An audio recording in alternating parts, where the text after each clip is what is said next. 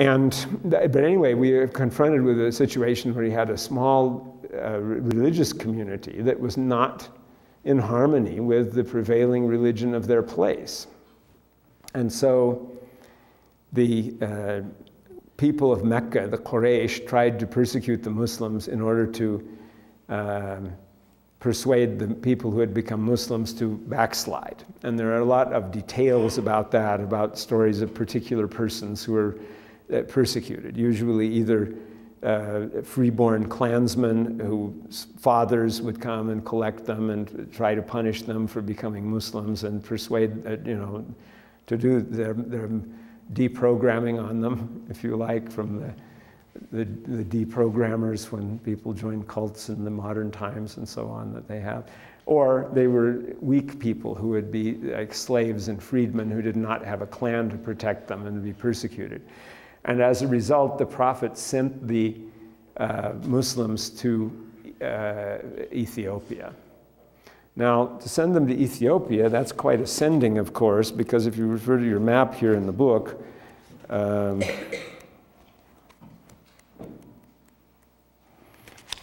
Ethiopia, it's labeled here as Abyssinia, but this is really too far north for Abyssinia. It's part of the Sudan. This map also cuts off Ethiopia, which is a little farther down. Of course, ancient Ethiopia is not modern Ethiopia. Ancient Ethiopia, the kingdom of Aksum, is the present-day country of Eritrea and the province of Tigray in Ethiopia just to the south of it. The farther places, farther south, were not yet part of the Ethiopic civilization.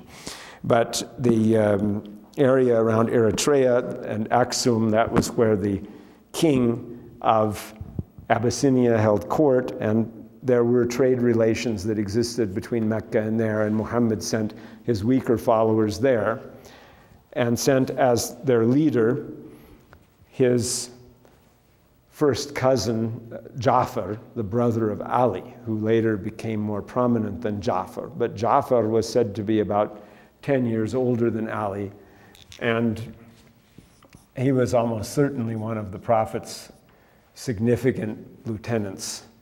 In fact, his dates would have been, if we can hazard a guess, circa 589 to 629. So he was killed in the wars at about the age of 40. And the people went to Ethiopia, some of them, including Ja'far, remained there for years. The Quraysh, the Meccan pagans, sent a delegation asking them, the king of Ethiopia, to return them. But when they recited some verses from the Quran to the king, he was satisfied that the Muslims paid honor to Jesus Christ, since Ethiopia was a Christian kingdom, and that was sufficient for him not to send the Muslim refugees back to Mecca at the behest of the Meccans.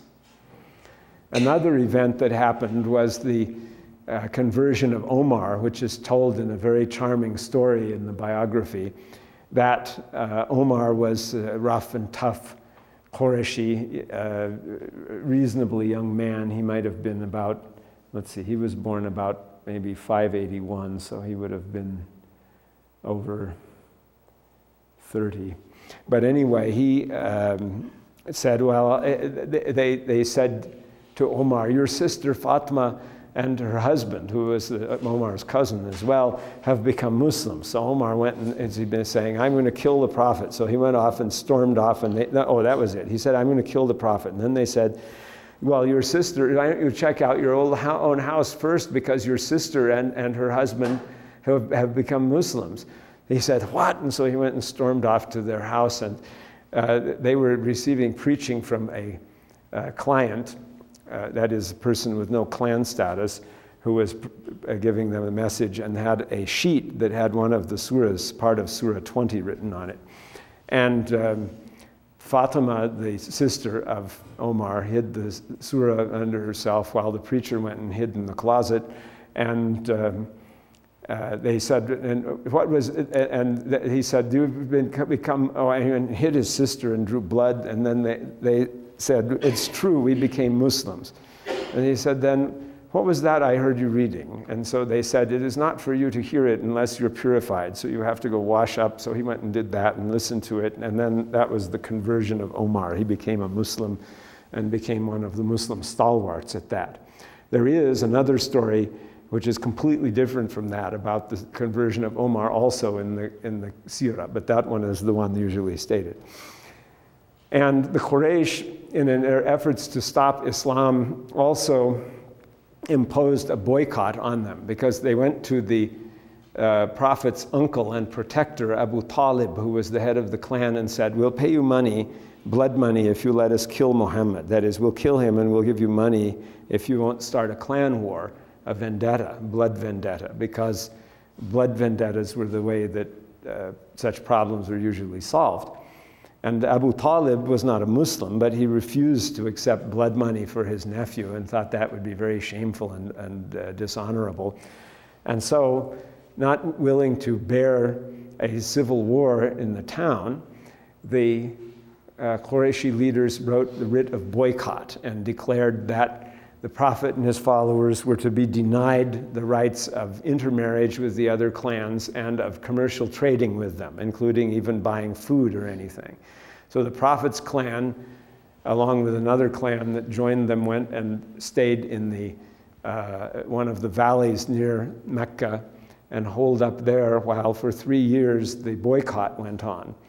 And then when they saw that hadn't done any good, some of the friends of the Prophet among the Meccans, the friends of the Prophet's clan, brought out the deed of boycott and found it had all been eaten by termites except the words, "In your name, O God," which was all that was left written on that. And that was considered a miracle, so that the boycott was lifted off of the Muslims at that point. And the Prophet also sought help at the neighboring city of Ta'if, where he was pelted with stones and treated with disrespect. And so at the end of the Meccan period of preaching, which is this period, the middle period, he still had only maybe about 80 followers, who were about 80 followers and their families in Mecca. That was a substantial minority of the population of Mecca, nevertheless, but it was probably, you know, at most it would have been about maybe 6 or 7% of the population, and probably less. And so